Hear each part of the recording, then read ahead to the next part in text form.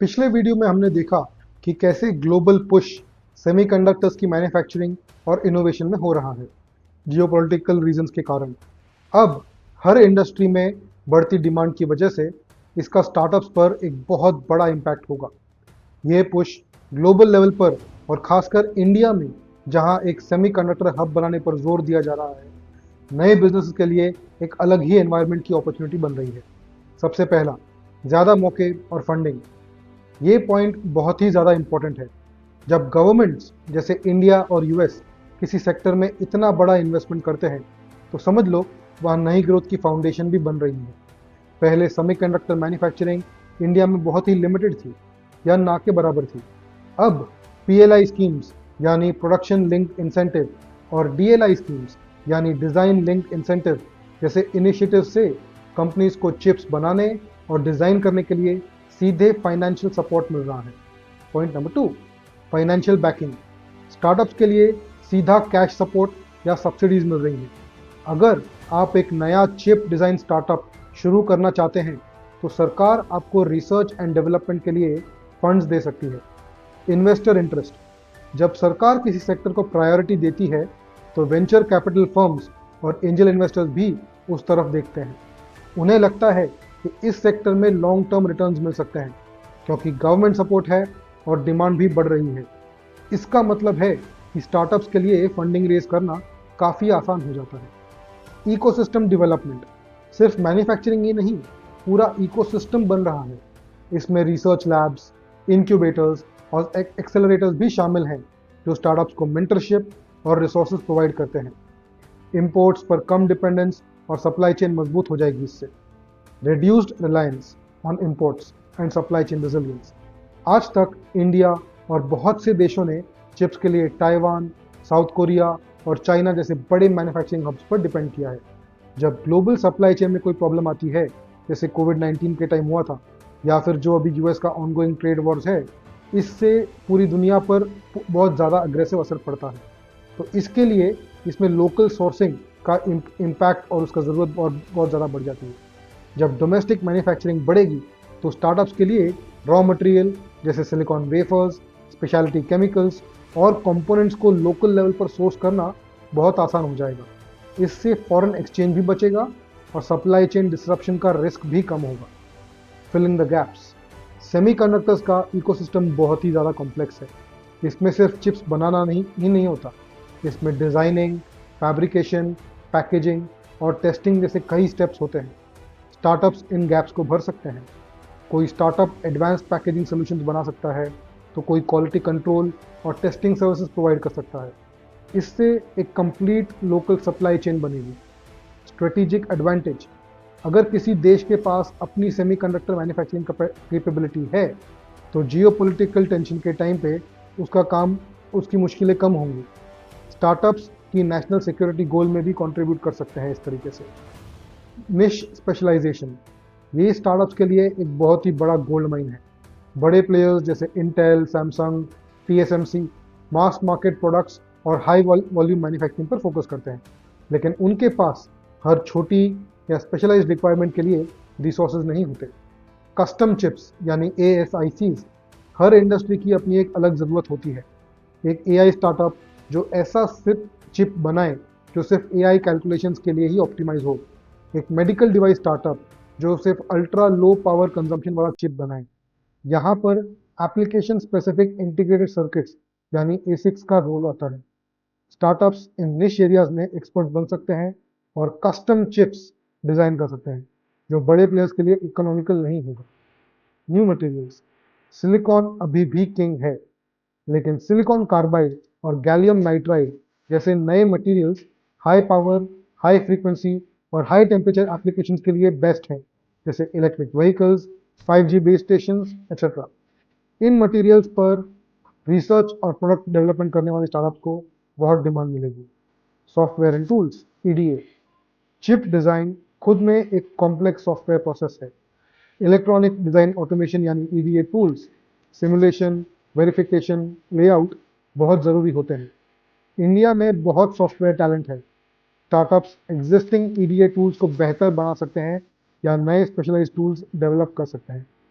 Testing and recycling. Chips बनने के बाद उसकी टेस्टिंग और क्वालिटी अश्योरेंस बहुत ही ज़रूरी है।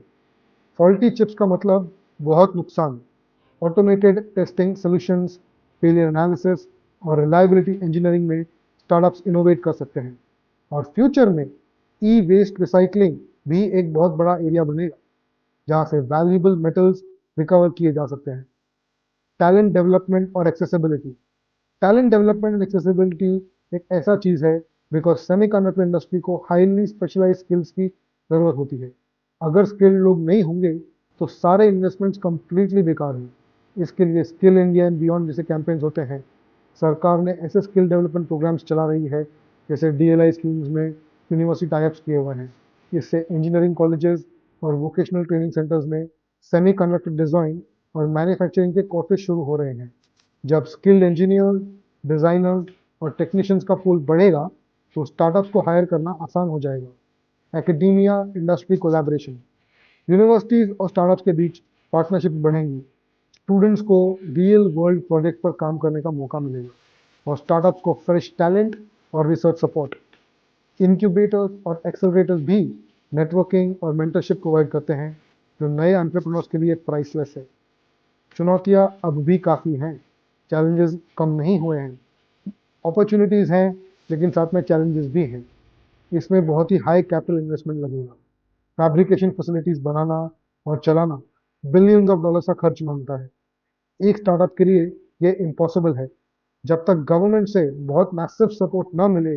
इसलिए स्टार्टअप्स अक्सर फैबलेस या फैब लाइट मॉडल्स पर काम चला ले रहे हैं। डिज़ाइन खुद करेंगे, मैन्युफैक्चरिंग किसी और से करवाएंगे।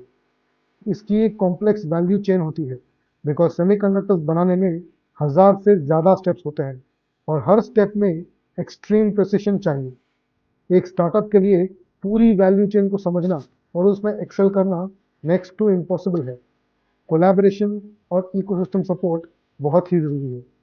इंटेलेक्चुअल प्रॉपर्टी यानी आईपी प्रोटेक्शन। आपने एक नया चिप डिज़ाइन किया, लेकिन अगर वो इजीली कॉपी हो गया तो आईपी प्रोटेक्शन जैसे पैटेंट्स, कॉपीराइट्स बहुत ही ज़रूरी है। खासकर ग्लोबल मार्केट में 2025 में स्टार्टअप्स को लीगल फ्रेमवर्क और साइबर सिक्योरिटी पर भी फोकस करना पड़ेगा। Long time to market. एक चिप डिज़ाइन से लेकर मास प्रोडक्शन तक कई साल लग जाते हैं। इसके लिए बहुत ही ज़्यादा पेशेंस और कंसिस्टेंट फंडिंग चाहिए। स्टार्टअप्स को शॉर्ट टर्म विंस और लॉन्ग टर्म विजन दोनों को डेलिकेटली बैलेंस करना होगा। किस सेक्टर्स को सबसे ज़्यादा फायदा होगा, वो समझकर उस पर ज़्यादा फोकस करना चाहिए। सेमीकंडक्टर का पुश, उसका एक रिपल इफेक्ट बहुत सारे सेक्टर्स में पड़ने वाला है। जिन सेक्टर्स को डायरेक्ट फायदा होगा वो आगे निकल जाएंगे, और जिनको नहीं होगा वो थोड़ा पीछे रह जाएंगे और उनको आते आते कुछ टाइम लग जाएगा। सबसे पहला है इसमें आर्टिफिशियल इंटेलिजेंस और मशीन लर्निंग। 2022 से जो एआई और मशीन लर्निंग में जो ग्रोथ हुई है, प्राइमरली वो सेमीकंडक्टर चिप्स के बैक पे हुई है। और जब हम आज के टाइम पे देख रहे हैं कि एआई ने प्रिटी मच पूरी दुनिया पे राज कर रहा है आज के टाइम पर, वो एसेंशियली फैक्ट बन जाएगा। और इसके लिए एआई में सबसे ज़्यादा इनोवेशन, सबसे ज़्यादा डेवलपमेंट होगी इसमें। तो एआई मॉडल्स जैसे बड़े लार्ज लैंग्वेज मॉडल्स होते हैं, इमेज रिकग्निशन होता है, उनको ट्रेन और रन करने के लिए बहुत ही ज़्यादा कंप्यूटिंग पावर चाहिए। सीपीयू उतने एफिशिएंट नहीं होते इसके लिए, इसलिए उनके लिए जीपीयूज चाहिए, इन्हें कहते हैं ग्राफिक प्रोसेसिंग यूनिट्स। और एसिक्स यानी एप्लीकेशन स्पेसिफिक इंटीग्रेटेड सर्किट्स की डिमांड बढ़ रही है, जो एआई ऑपरेशंस के लिए स्पेसिफिकली डिज़ाइन होते हैं। स्टार्टअप्स का लिए ये मौका है कि अगर startups energy efficient AI accelerators बना सकते हैं जो डेटा सेंटर्स में भी बिजली बचाएंगे, या फिर एज एआई चिप्स बना सकते हैं जो डिवाइसेस पर ही एआई प्रोसेसिंग कर सकें, यानी फोन्स, स्मार्टफोन, स्मार्ट कैमराज और सर्वर पर डेटा भेजे बिना, ताकि उतनी उनकी सर्वर की लोडिंग कैपेसिटी कम हो जाए, तो उससे बहुत बड़ा फायदा हो सकता है और बहुत बड़ी अपॉर्चुनिटी हो सकती है। Sector number 2, internet of things. क्यों? बिकॉज हर चीज़ स्मार्ट हो रही है, चाहे वो घर, कार या फैक्ट्रीज। लाखों करोड़ों डिवाइसेस इंटरनेट से कनेक्ट हो रहे हैं। इन डिवाइसेस को छोटे, सस्ते, लो पावर और रिलायबल चिप्स चाहिए। तो स्टार्टअप के लिए क्या मौका है यहाँ पर? स्टार्टअप्स इंटीग्रेटेड चिपसेट्स बना सकते हैं, जिनमें सेंसर्स, प्रोसेसिंग यूनिट और कनेक्टिविटी यानी वाईफाई, ब्लूटूथ एट्सेट्रा सब एक ही चिप पर हो। बैटरी लाइफ एक बहुत बड़ा कंसर्न है आईओटी में, तो अल्ट्रा लो पावर चिप्स बनाने वाले स्टार्टअप्स को बहुत डिमांड मिलेगी। पॉइंट नंबर 3, ऑटोमोटिव, खासकर इलेक्ट्रिक व्हीकल्स और ऑटोनोमस ड्राइविंग, क्योंकि आज की गाड़ियां पहले से ज़्यादा कंप्यूटर्स पर चलती हैं।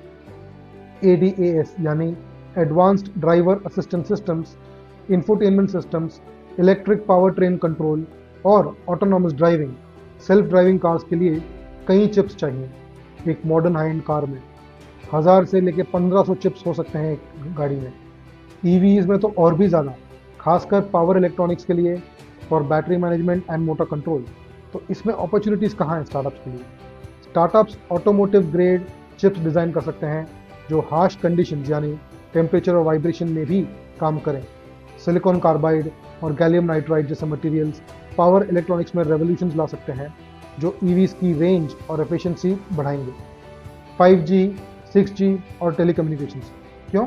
बिकॉज 5G से फास्टर इंटरनेट और लो लेटेंसी मिलती है, जिसके लिए नए और एडवांस चिप्स की ज़रूरत होती है, खासकर बेस स्टेशंस, स्मॉल सेल्स और यूज़र डिवाइसेस में। 6G तो और भी कॉम्प्लेक्स होगा। स्टार्टअप्स के लिए मौके कहाँ होंगे यहाँ पर? High frequency transceivers, signal processing units और नेटवर्क प्रोसेसर्स बनाने वाले स्टार्टअप्स को बहुत ही बड़ा मार्केट मिलेगा। Indian companies telecom gear manufacturing में भी एंट्री कर सकते हैं। पॉइंट नंबर 5, डेटा सेंटर्स और क्लाउड कंप्यूटिंग। दुनिया का डेटा एक्सप्लोड हो रहा है और ये सब डेटा सेंटर्स में प्रोसेस होता है। क्लाउड सर्वर्स जैसे AWS, एजर, गूगल क्लाउड की डिमांड बढ़ती जा रही है, जिसके लिए high performance processors, faster memory और एफिशिएंट स्टोरेज कंट्रोलर्स चाहिए। बड़े क्लाउड प्रोवाइडर्स अपनी खुद की कस्टम चिप्स बना रहे हैं। तो स्टार्टअप्स के लिए अपॉर्चुनिटीज़ कहाँ हैं? स्टार्टअप्स स्पेशलाइज्ड प्रोसेसर्स डेवलप कर सकते हैं जो स्पेसिफिक डेटा सेंटर वर्कलोड्स जैसे AI ट्रेनिंग, डेटाबेस मैनेजमेंट सिर्फ उनके लिए ऑप्टिमाइज्ड हो। एनर्जी एफिशिएंसी डेटा सेंटर्स के लिए बहुत ही बड़ी प्रायोरिटी है। इसके लिए low power, high performance chips में बहुत ही ज़्यादा स्कोप है। पॉइंट नंबर 6, इंडस्ट्रियल ऑटोमेशन और रोबोटिक्स। क्यों? बिकॉज इंडस्ट्री 4.0 स्मार्ट फैक्ट्रीज में मशीन्स आपस में कम्युनिकेट करती हैं, रोबोट्स फैक्ट्रीज में काम करते हैं और सब कुछ ऑटोमेटेड हो जाएगा। इसके लिए रोबस्ट सेंसर्स, माइक्रो कंट्रोलर्स और रियल टाइम प्रोसेसिंग कैपेबिलिटीज़ चाहिए। तो इसमें अपॉर्चुनिटीज़ कहाँ हैं? स्टार्टअप्स द्वारा बनाई गई चिप्स डिज़ाइन कर सकते हैं जो फैक्ट्री फ्लोर की हार्श कंडीशंस यानी डस्ट, टेम्परेचर फ्लक्चुएशंस को झेल सके, उसको हैंडल कर सके। सेंसर फ्यूजन, अलग अलग सेंसर से डेटा कंबाइन करना और प्रिडिक्टिव मेंटेनेंस के लिए चिप्स की डिमांड जो रहेगी उसको फुलफिल करना। ये एक बहुत ही बड़ा एवेन्यू हो सकता है अपकमिंग स्टार्टअप्स के लिए। Point number 7, consumer electronics. क्यों? बिकॉज आज के टाइम पे smartphones, smart watches, TVs, home appliances हर साल स्मार्टर, फास्टर होते जा रहे हैं। इसके लिए स्मॉलर, मोर पावरफुल और मोर एनर्जी एफिशिएंट चिप्स की ज़रूरत है। तो इसमें अपॉर्चुनिटीज़ कहाँ हैं?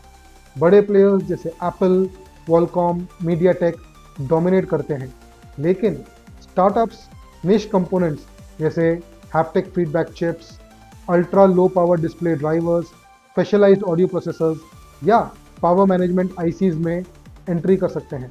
इससे उन्हें यह बेनिफिट रहेगा कि बिकॉज बड़े मैन्युफैक्चरर्स हैं जो सिर्फ बड़े ब्रॉड इंडस्ट्री पे फोकस कर रहे हैं, आप छोटे पे फोकस करोगे। इससे स्टार्टअप्स को यह बेनिफिट रहेगा कि उनके पास प्रैक्टिकली बड़े प्लेयर्स के पास से कोई कंपटीशन होगा ही नहीं और वो इस मार्केट को कैप्चर कर सकते हैं। पॉइंट नंबर 8 और probably one of the most important specially for India, aerospace और डिफेंस। क्यों?